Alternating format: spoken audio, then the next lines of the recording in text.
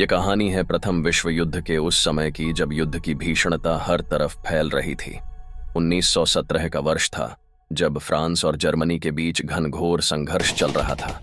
चारों ओर बारूदी धुआं, गूंजते धमाके और धरती को हिलाती बंदूकों की गड़गड़ाहट, यह सब सैनिकों के जीवन का हिस्सा बन चुका था। परंतु इन सैनिकों को अंदेशा नहीं था कि वे एक ऐसे श्रापित जंगल के करीब थे जहां युद्ध से भी भयानक कुछ उनका इंतजार कर रहा था। लेफ्टिनेंट अर्जुन भारतीय सेना की ओर से फ्रांस की युद्ध भूमि में तैनात था। उसका और उसके साथियों का एकमात्र उद्देश्य था दुश्मन के कब्जे वाले जंगल से गुजरकर एक अहम दस्तावेज को सुरक्षित पहुंचाना। परंतु जैसे ही वे श्रापित जंगल के अंदर पहुंचे, उन्हें एक अजीब सी ठंडक महसूस होने लगी।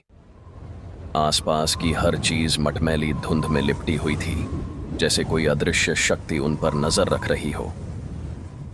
जंगल के भीतर अर्जुन के साथियों को ऐसा महसूस होने लगा मानो उन पर कोई अदृश्य शक्ति हमला कर रही हो। एक सैनिक ने कहा कि उसने एक चीख सुनी, लेकिन आसपास कोई नहीं था। धीरे धीरे उनके चेहरे पर डर फैलने लगा। कुछ समय बाद एक सिपाही अचानक जमीन पर गिर पड़ा और उसके चेहरे पर भयानक भय था। उसे मानो कुछ अदृश्य शक्ति ने जकड़ लिया हो। जंगल में आगे बढ़ते हुए अर्जुन और उसके कुछ बचे साथियों को एक परित्यक्त बंकर मिला। बंकर की दीवारों पर अजीबोगरीब खून से भरे चिन्ह बने थे। अर्जुन ने देखा कि वे चिन्ह उस भाषा में थे जिसे वह नहीं पहचान पा रहा था। बंकर के भीतर अजीबोगरीब आवाजें गूंजने लगीं, जैसे मरे हुए सैनिकों की चीखें और चिल्लाहटें। उसके साथी अब अपने होश खोने लगे थे, लेकिन अर्जुन का इरादा पक्का था। उसे दस्तावेज किसी भी कीमत पर पहुंचाने थे। अर्जुन को एहसास हुआ कि जंगल का यह हिस्सा उन सैनिकों का कब्रगाह बन चुका है जिन्होंने प्रथम विश्व युद्ध में जान गंवाई थी। यह श्रापित स्थान उन सभी की आत्माओं का कैद खाना था जो युद्ध की नृशंसता के कारण शांति से नहीं जा सकी थीं। वह समझ गया कि यह जंगल उन आत्माओं का क्रोध अपने में समेटे हुए है जो आज भी इस धरती पर भटक रही हैं और उनकी शांति युद्ध में दब चुकी है। अर्जुन ने महसूस किया कि यहां से बाहर निकलने का एकमात्र रास्ता था उस रहस्यमयी ताकत का सामना करना। उसने अपनी बंदूक को कसकर पकड़ा और जैसे ही वह एक कदम बढ़ा, सामने एक परछाई प्रकट हुई।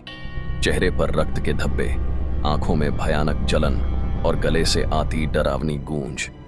अर्जुन ने अपने सारे साहस को इकट्ठा कर उस आत्मा से बातचीत की कोशिश की।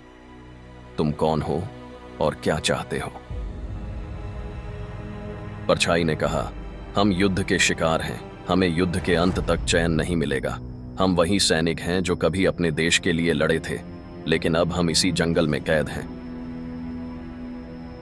अर्जुन और उसके साथियों ने जैसे ही जंगल के रहस्य को समझा, उन्हें एक उम्मीद की किरण नजर आई। अर्जुन को एहसास हुआ कि यह श्राप, यह डरावनी ताकत युद्ध के अंतहीन दर्द और खोई हुई आत्माओं की कराह से जन्मा था। उसने अपनी टीम से कहा, हमें इस युद्ध को यहीं खत्म करना होगा ताकि इन आत्माओं को शांति मिल सके। हमें यह वचन देना होगा कि हम युद्ध के खिलाफ खड़े होंगे।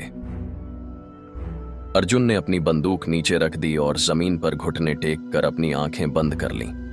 उसने शांति से कहा, इस युद्ध का अंत मेरी प्रतिज्ञा है। तुम सब जो इस भयानक युद्ध का शिकार हुए हो, मैं तुम्हारी शांति के लिए यह संकल्प लेता हूं कि मैं युद्ध को समाप्त करने के लिए अपनी शक्ति का हर संभव प्रयास करूंगा। यह कहते ही जंगल में एक रहस्यमय शांति छा गई। चारों ओर का अंधेरा धीरे धीरे छटने लगा और ठंडक में एक हल्की गर्माहट फैलने लगी। अर्जुन ने देखा कि उन खोई हुई आत्माओं के चेहरों पर एक सुकून का भाव था। ऐसा लगा जैसे वे शांति के उस द्वार की ओर बढ़ने लगीं, जहां अब उन्हें भटकना नहीं पड़ेगा। उन आत्माओं की परछाइयां धीरे धीरे गायब होने लगीं और अर्जुन और उसके साथी खुद को एक साफ रास्ते पर खड़े पाए। वे जंगल के उस हिस्से से बाहर निकल आए जहां युद्ध और मृत्यु का साया मंडरा रहा था। जंगल के बाहर पहुंचकर अर्जुन ने एक गहरी सांस ली और महसूस किया कि आज उसने न केवल युद्ध का एक महत्वपूर्ण दस्तावेज सुरक्षित बचाया है, बल्कि उन मासूम आत्माओं को शांति भी दिलाई है जो सदियों से युद्ध के अंधेरे में खोई हुई थीं। जैसे ही अर्जुन ने जंगल की तरफ अंतिम बार देखा, उसे ऐसा लगा मानो हवा में एक मूक धन्यवाद का संदेश हो। उसने मुस्कुराते हुए सिर झुका लिया और मन में ठान लिया कि युद्ध की भयानकता के खिलाफ वह हमेशा खड़ा रहेगा।